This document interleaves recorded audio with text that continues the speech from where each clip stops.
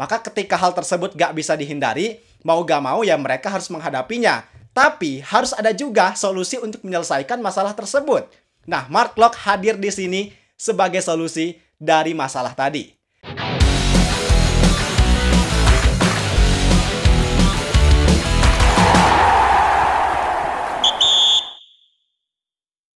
Dalam sebuah klub sepak bola, yang punya peran penting bukan cuma striker yang sering nyetak gol, bukan cuma defender yang tangguh buat mertahanin gawangnya, dan bukan juga cuma pelatih yang jadi otak permainan. Tapi, di balik itu, ada peran yang terkadang gak kita ingat, yang kadang juga kita anggap sepele, dan kita anggap bahwa setiap pemain pasti bisa ngelaksanain peran itu. Padahal gak semua pemain bisa, dan gak semudah yang kita bayangkan. Karena peran itu nyatanya vital dan krusial banget buat kesuksesan klub sepak bola. Peran apa itu? Yap, itu adalah kapten. Di BRI Super League ada beberapa pemain yang kalau kita lihat first impressionnya itu, wah dia kapten nih, cocok banget buat jadi kapten. Dia captainable pokoknya. Intinya status kapten itu udah melekat banget di pemain itu. Dan salah satu yang paling kuat aura kaptennya adalah kapten Persib Bandung, yaitu Mark Anthony Klopp. Kelihatan gak sih pas dia jadi leader di dalam lapangan? Dia mimpin timnya, ngasih arahan dan koordinasi, ngasih semangat, bahkan gak cuma di dalam lapangan, tapi di luar lapangan juga, dia tetap berperan sebagai kapten yang bisa mengayomi rekan-rekannya. Dan salah satu kunci sukses Persib bisa back-to-back champions, emang gak lepas dari peran Mark Locke. Karena kalau dia gak bisa ngejalanin peran itu dengan baik, belum tentu Persib bisa sukses nyetak sejarah sampai 2 kali juara berturut-turut. Karena perjuangan mereka buat jadi juara itu nyatanya gak mudah.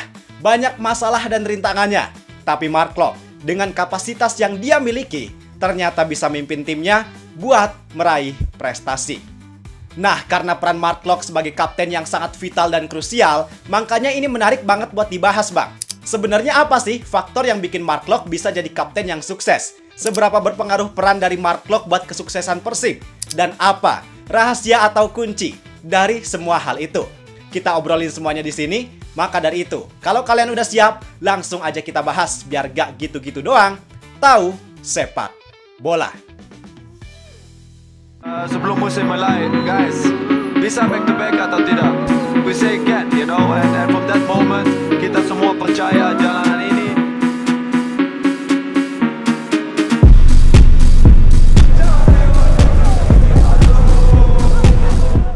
Pertama, gue jelasin dulu profil singkat dari Mark Locke. Jadi, dia adalah gelandang kelahiran Amsterdam, Belanda, yang sekarang usianya udah 32 tahun.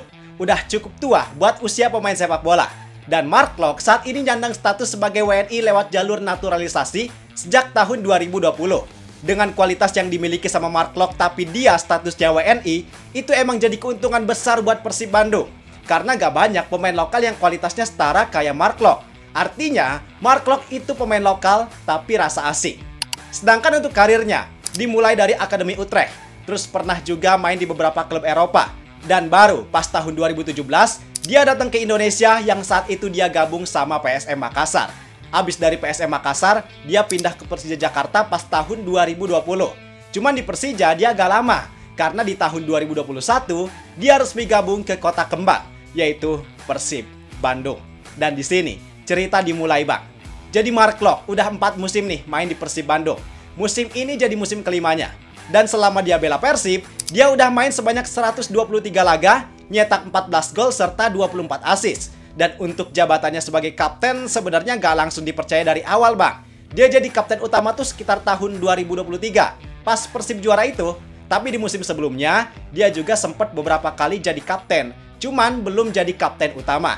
Nah, artinya saat Mark Locke jadi kapten utama, dia langsung bisa ngasih impact besar ke Persib berupa prestasi dengan juara liga sebanyak 2 kali berturut-turut. Keren kan ya? Dan kayak yang gua bilang di awal, bahwa peran ini gak gampang. Belum tentu semua pemain Persib bisa ngelakuin peran ini dengan baik. Tapi gua tahu, pasti dari kalian ada yang bertanya-tanya, emang apa yang bikin peran kapten jadi sesusah itu? Dan kenapa Mark Locke bisa dipercaya dan sesukses itu jadi kapten Persib Bandung? Oke, kita bahas ya, Bang. Jadi emang ada beberapa faktor yang bikin Mark Locke sukses jadi kapten di Persib. Yang pertama, Mark Locke adalah pemimpin taktikal di lini tengah.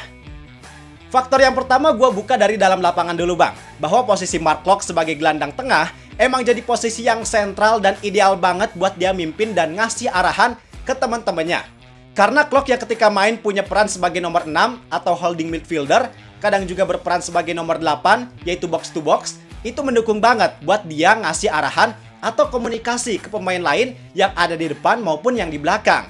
Ditambah lagi, dalam beberapa musim terakhir, otak dari permainan Persib emang lebih banyak dijalani sama Mark Klok. Dia tuh yang banyak nyalurin bola dari belakang ke depan, ngatur tempo untuk kapan build up, kapan main cepet, kapan main lambat. Semua dia yang lebih banyak buat ngatur itu. Maka ketika Klok punya peran tersebut, otomatis hal itu mendukung banget buat dia jadi kapten. Karena dia bisa lebih mudah buat mengatur atau mengorganisasi rekan-rekannya dalam permainan. Tapi bukan berarti pemain di posisi lain gak enak buat jadi kapten ya bang. Cuman dengan posisinya Mark Klok di lini tengah sebagai otak dari permainan, itu jadi nilai plus saja buat memudahkan komunikasi di lapangan. Kemudian yang kedua, Mark Klok punya jiwa leadership dari segi mental dan budaya. Faktor ini sebenarnya jadi faktor yang dasar banget buat seorang kapten. Jadi setiap kapten emang harus punya jiwa leadership yang tinggi. Dan Mark Klok punya hal itu. Ketika di lapangan dia vokal banget buat ngasih arahan ke teman-temannya. Dia nggak segan buat negur rekannya pas lagi buat kesalahan. Bahkan dia juga selalu ngasih support dan semangat ke pemain lain buat terus fokus. Intinya ketika di lapangan, Klok bisa jadi figur buat rekan-rekannya. Dia bisa ngasih contoh bahwa ini loh pemain yang harus jadi panutan kalian. Begini nih kalian main. Begini semangat dan mentalitas yang harus kalian tunjukin. Dan ternyata hal itu bisa diterapin dengan baik. Karena terbukti banyak pemain Persib lain yang emang naruh respect tinggi sama Mark Klok. Lanjut yang ketiga, Mark Klok berperan sebagai pengikat chemistry. Nah ini bang, yang jadi faktor paling penting di antara semuanya. Dan gua rasa nggak semua kapten punya hal ini. Bahwa di sini, Mark Klok punya kemampuan untuk mengayomi seluruh pemain. Dia benar-benar punya jiwa sosial yang tinggi, sehingga dengan kemampuan mengayomi dan jiwa sosial itu, dia bisa menyatukan tim yang terdiri dari berbagai macam latar belakang yang berbeda. Karena nggak dipungkiri bahwa dalam sebuah tim emang terkadang punya kelompok atau circle-nya masing-masing. Misal ini circle-nya pemain asing, ini circle-nya pemain lokal Bandung, ini circle-nya pemain muda. Semua itu ada dan emang sulit buat dihindari karena itu berkaitan dengan kehidupan di luar sepak bola.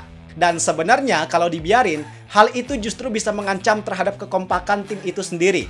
Maka ketika hal tersebut gak bisa dihindari, mau gak mau ya mereka harus menghadapinya. Tapi harus ada juga solusi untuk menyelesaikan masalah tersebut. Nah, Mark Klok hadir di sini sebagai solusi dari masalah tadi. Dia benar-benar bisa jadi penghubung semuanya.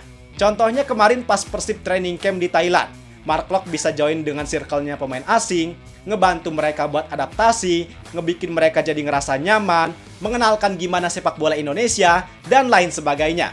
Terus untuk circle lain, circle pemain lokal, Klok juga masuk ke sana. Dia ngasih bimbingan, mengayomi mereka, ngajak mereka buat ayo bisa percaya diri, ngasih kepercayaan. Sehingga dengan apa yang dilakukan sama Mark Klok, itu bisa berdampak buat penyatuan chemistry tim. Supaya para pemain bisa lebih bersatu, bisa lebih akrab, lebih kenal, dan impact-nya jelas ke permainan yang tentunya bisa lebih solid. Gua akui peran Mark Klok yang satu ini jadi hal yang paling keren di antara semuanya bang. Karena gak gampang buat seorang kapten punya peran kayak gini. Dan yang keempat, Mark Klok punya DNA juara. Ini jadi faktor adisional tapi efeknya gak kalah penting. Karena dengan Mark Klok sebagai kapten yang punya mentalitas juara, itu tentu bisa ngasih efek positif ke para pemain lain. Karena sesuai dengan apa yang gue bilang, bahwa Mark Klok di Persib berperan sebagai pemain yang jadi panutan. Maka ketika itu diterapkan, otomatis pemain lain bakal mengikuti setidaknya batas minimal yang dimiliki sama Mark Klok.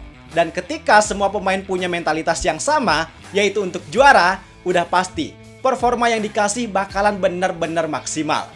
Jadi gak usah heran, kalau Persib di musim kemarin, mereka beberapa kali ada di situasi sulit, tapi mereka bisa kompak untuk sama-sama survive dari situasi sulit itu. Bahkan ketika Mark Klok lagi gak bisa mimpin langsung di lapangan, ketika Mark Klok lagi cedera atau lagi ada kendala buat gak main, dia tetap punya mental juara dengan gak ngebiarin timnya berjalan gitu aja tanpa dia. Dia tetap ngasih kontribusi yang besar bang.